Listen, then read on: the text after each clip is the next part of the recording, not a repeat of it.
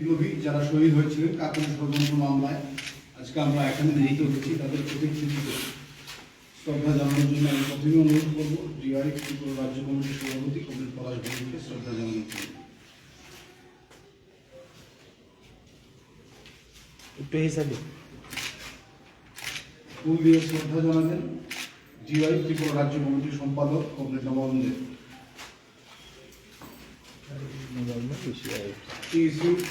কেন্দ্রীয় কমিটির সম্পাদক কমরেড সুদীপ ত্রিপুরা। শ্রদ্ধা জানাবেন ডিএফআই রাজ্য সম্পাদক কমিটির সদস্য কমিশন দেব। শ্রদ্ধা জানাবেন রাজ্য কমিটির অন্যতম সদস্য সদর বিভাগের সম্পাদক কমরেড জয়দীপ রাউত। শ্রদ্ধা জানাবেন রাজ্য কমিটির সদস্য কমরেড বিজয় বিশ্বাস। আমাদের উপস্থিত ছাত্র যুব আন্দোলনের নেতৃত্বদেরকে পুষ্পার্ঘ অর্পণ জন্য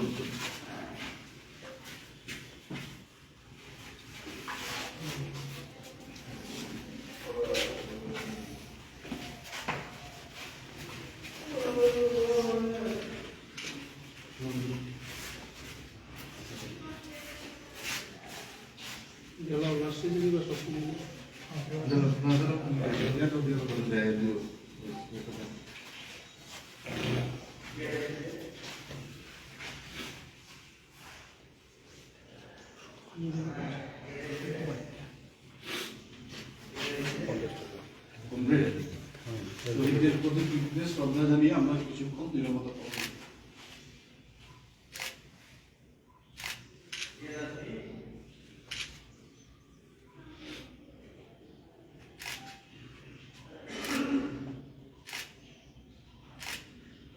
इनकलाब जिंदाबाद जिंदाबाद जिंदाबाद इनकलाब जिंदाबाद जिंदाबाद जिंदाबाद ব্রিটিশ সাম্রাজ্যবাদ নিবাজ্জাত নিবাজ্জাত নিবাজ্জাত কাকুলি ষড়যন্ত্র মামলায় বীর শহীদদের আমরা বলছি না ভুলবো না ভুলছি না ভুলবো না স্বাধীনতা সংগ্রামীদের আমরা বলছি না ভুলবো না ভুলছি না ভুলবো না ইনকলাব জিন্দাবাদ।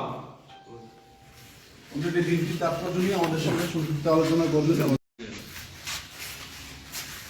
ভারতবর্ষের স্বাধীনতা আন্দোলনে অন্যতম তাৎপর্যপূর্ণ ঘটনা, যেটা ইতিহাসে কাকোরি ট্রেন লুটের ঘটনা হিসাবে চিহ্নিত হয়ে আছে। আমরা সকলেই জানি যে ব্রিটিশ বিরোধী লড়াইকে শক্তিশালী এবং বেগবান করতে তৎকালীন সময়ে ভারতীয় বিপ্লবীদের প্রয়োজন ছিল অস্ত্র এবং গোলাবারুদ। সেই অস্ত্র এবং গোলাবারুদ কেনার জন্য প্রয়োজনীয় যে অর্থ, এই অর্থ তাদের কাছে ছিল না। ফলে সেই সময়ে বিপ্লবীরা সিদ্ধান্ত গ্রহণ করলেন যে ভারতবর্ষের সম্পদ যারা লুট করছে ব্রিটিশরা, তাদেরই সরকারি কোষাগার থেকে অর্থ লুট করে এই বিপ্লবী কার্য পরিচালনা করার জন্য গোলাবারুদ এবং অস্ত্র কিনতে হবে। তারই পরিপ্রেক্ষিতে আমরা জানি যে লখনউ শহরের কাছে এই কাকোরি রেল স্টেশনে একটি ট্রেন লুটের ঘটনা সংঘটিত হয়।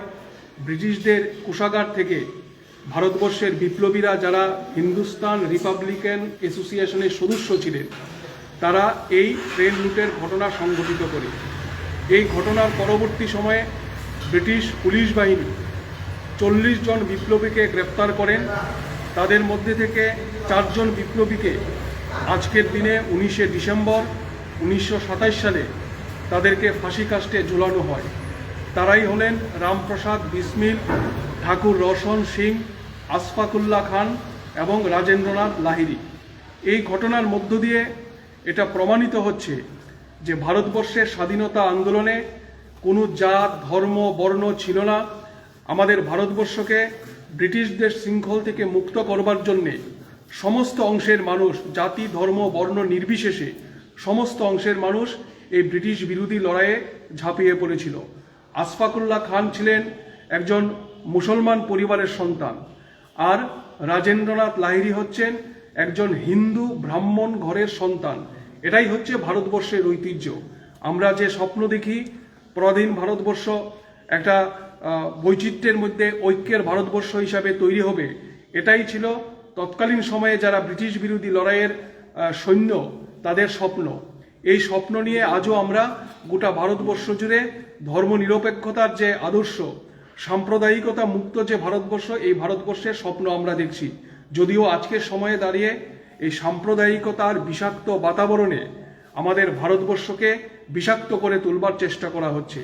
আজকের দিনে আমরা শপথ গ্রহণ করতে চাই আমাদের দেশের ধর্মনিরপেক্ষতার ঐতিহ্যকে রক্ষা করা, আমাদের দেশের সংবিধানকে রক্ষা করা এবং বৈচিত্র্যের মধ্যে ঐক্যের যে ভারতবর্ষের স্বপ্ন দেখেছিল আমাদের ভারতবর্ষের বীর সৈন্যবাহিনী কিংবা আমাদের ভারতবর্ষের স্বাধীনতা সংগ্রামীরা, তাদের স্বপ্নকে বাস্তবায়িত করার জন্য একটা ঐক্যবদ্ধ ভারত, এই ঐক্যবদ্ধ ভারতকে রক্ষা করবার জন্য এবং যে ভারতবর্ষে ছাত্রের শিক্ষার গ্যারান্টি থাকবে, যুবকের কাজের গ্যারান্টি থাকবে, এমন একটা ভারতবর্ষ তৈরি করবার স্বপ্ন নিয়ে আগামী দিনে আমাদের যে লড়াই, এই লড়াইকে আমরা আরও বেশি শক্তিশালী করব, বেগবান করব। এই শপথ আজকে আমরা এই দিনটিতে গ্রহণ করতে চাই এবং কাকোরি ষড়যন্ত্র মামলায় যারা শহীদের মৃত্যুবরণ করেছে তাদের সকলকে আমরা ডিওয়াইএফআই এর পক্ষ থেকে গভীর শ্রদ্ধা নিবেদন করছি।